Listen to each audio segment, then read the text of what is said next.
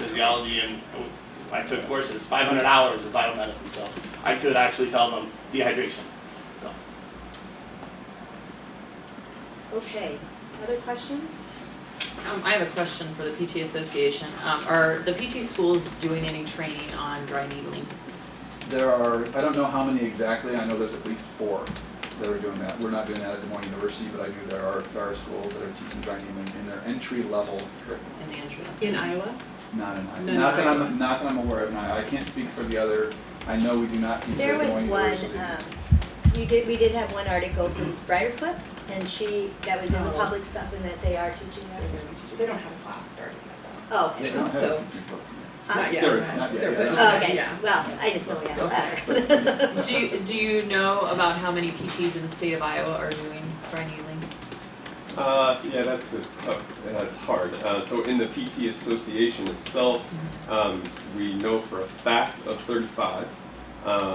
We non-members, it's hard for us to judge, and even within the association, there's more than that. We're pretty sure, but it's those 35 or so that have come to us and said we'd like to provide you any information you know. Okay, all right. Can I give you your answer? Yes, yeah. We know exactly how many people do acupuncture. They're licensed as acupuncturists. And the medical board keeps track of them, and we actually have a very, very long safety record with them. So I think that the problem that we have as a acupuncture professional with the PTs is this is a loose cannon, and actually more like a loose shotgun. We don't really know who's doing it. We don't know what rules are they applying. Who did they learn from? And did they actually have some sort of observational clinical experience? You say that PT schools are doing it, but how many hours? Is it one class? I mean, that's 15 hours, 25 hours, 30 hours.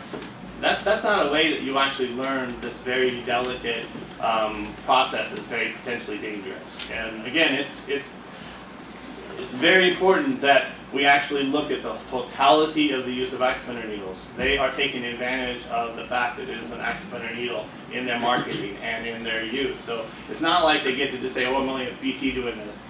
Every person that in America that knows anything about acupuncture, has ever seen a needle, knows what an acupuncture needle is. It's 100% trademark. And I think those 442 citizens that actually sent you letters, actually a lot of them said that. Sorry. But we do know how many acupuncture practices. You said you're trained in Oriental physical therapy? Yes. Okay, how many acupuncturists are trained in Oriental physical therapy? Actually, everybody that graduates from ACLM school, the certified school, which is actually everybody that practices in America because that's our rule. And we have somewhere between 50 to 100 hours in Tuina, which is a form of massage. We have another 50 hours in the different modalities in terms of actual scraping techniques and different ways to do manipulations with our hands. And then on top of that, clinically, as the PTs do themselves, is where we're dealing with patients and we're doing acupuncture, we're also being taught by our instructors how to tell them, well, you know, they're doing this over their computer. Get them to strengthen their chi, open up their pathways, open up their blood. We have different language, but it's the same exact thing. Of your occupation or acupuncturists that are trained, how many of them do you know that are giving you prescribed exercise programs or postural training? Do you know how many? None of them in any way like the dry needling is done by the PTs. In other words, we don't have it on our marquee, we don't have it in our But you nomenclature. said that you train them in postural awareness. You teach them, you know, how to overcome some of their postural deficiencies. Yeah, it's so part how of do you do the. that? It's probably most of us at some level do it at different times with different patients. So it's a part of what you do. Yeah, it's a minor part of what we do. Okay. Yeah. And we really seriously refer to physical therapists, yoga instructors, occupational therapists. I mean, that's the crux of this problem, is that we actually really don't want to do that because it's not our expertise. We have the training so that at that moment you say, you know what, you need to sit up better when you sit at work, or sit on an exercise ball. But it's not relevant to the PT. So you said then that if a physical therapist was performing dry needling and required training to do it, that we're not trained, physical therapists in general are not trained, and I don't actually do dry needling. How many hours of education would you say that I, as a physical therapist, after I've completed my training, would need to perform dry needling?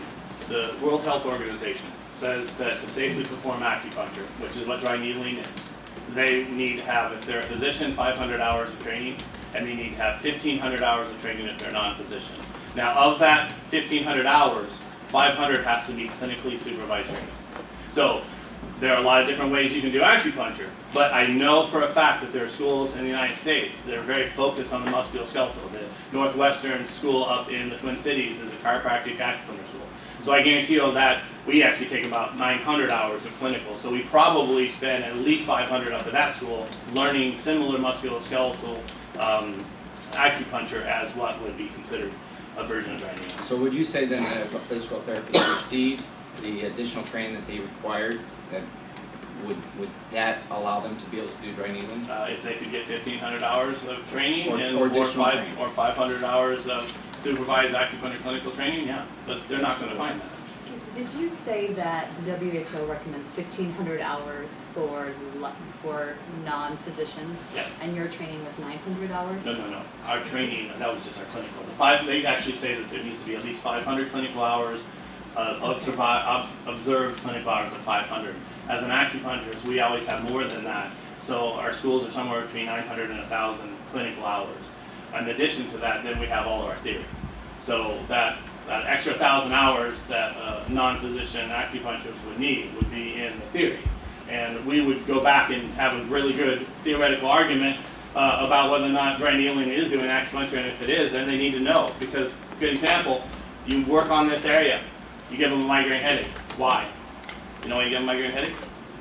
Right? Well, you just liberated the chi coming out of the lower part of the body. You actually stimulated the adrenal system, you stimulated the digestive system, and actually in a lot of cases you stimulated the large intestine, and they're going to have some issues with detox, and they're going to have a lot of bowel movement, so maybe they're going to get a headache here. That's the phone call I get. Why do I have a headache?